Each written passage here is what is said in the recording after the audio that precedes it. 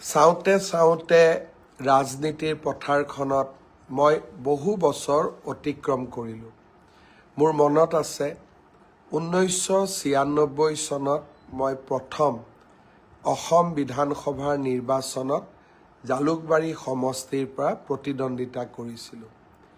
সেই বছৰ তেতিয়াৰ গৃহমন্ত্ৰী বা তেতিয়া অসম আন্দোলনৰ নেতা ভিগু ফুকনৰ হাতত মই প্ৰায় 12,000 ভোটত পৰাস্ত হৈছিলোঁ। তাৰ পিছত ৰাজনীতিৰ পথাৰখনত লাগি থাকিলোঁ।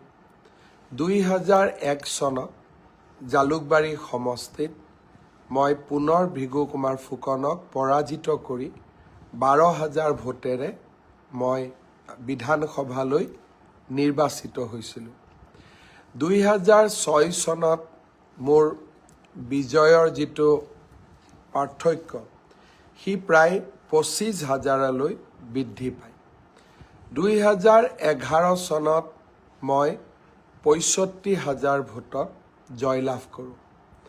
2016 চনত মই ভাৰতীয় জনতা পাৰ্টিৰ হৈ প্ৰতিদ্বন্দ্বিতা কৰোঁ আৰু সেই নিৰ্বাচনত মই প্ৰায় 85,000তকৈও অধিক ভোটৰ ব্যৱধানত জয়লাভ কৰোঁ।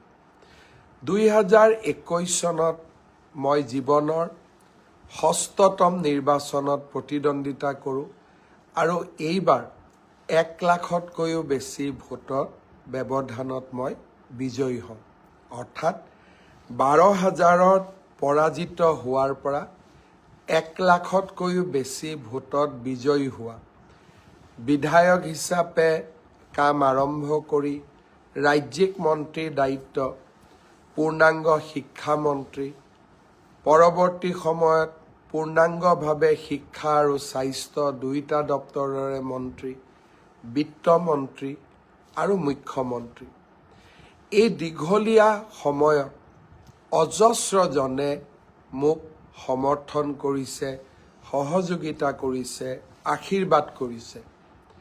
মোক বহু সময়ত সহযোগিতা কৰা, সমৰ্থন কৰা বহুতকে হয়তো মই চিনিও নাপাওঁ, কিন্তু উদাৰভাৱে ৰাজনীতিৰ পথাৰখনত কেইবাটাও পৰীক্ষা পাৰ কৰি আজিৰ পৰিৱেশলৈ অনাৰ আঁৰত কেইবা হাজাৰ, কেইবা লাখ লোকৰ মৰম আৰু অভূতপূৰ্ব চেনেহ লুকাই আছে।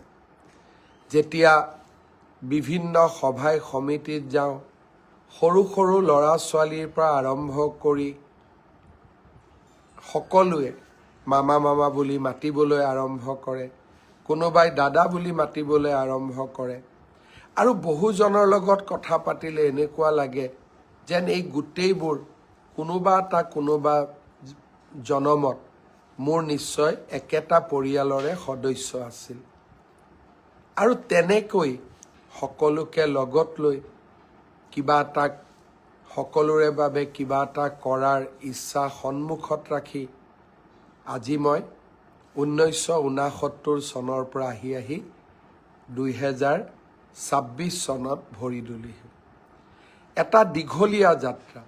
কেতিয়াবা কষ্টও পাইছোঁ, কেতিয়াবা ফূৰ্তিও পাইছোঁ, কেতিয়াবা আনন্দও পাইছোঁ, কেতিয়াবা দুখো পাইছোঁ।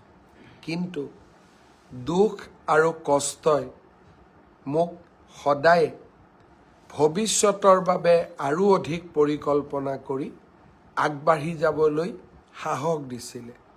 আৰু যেতিয়া ক'ৰবাত সফলতা পাওঁ, আনন্দ দেখা পাওঁ, অহংকাৰৰ পৰিৱৰ্তে তাক সেৱা হিচাপে আগবঢ়াই দিবলৈ মই সদায়ে প্ৰচেষ্টা কৰোঁ।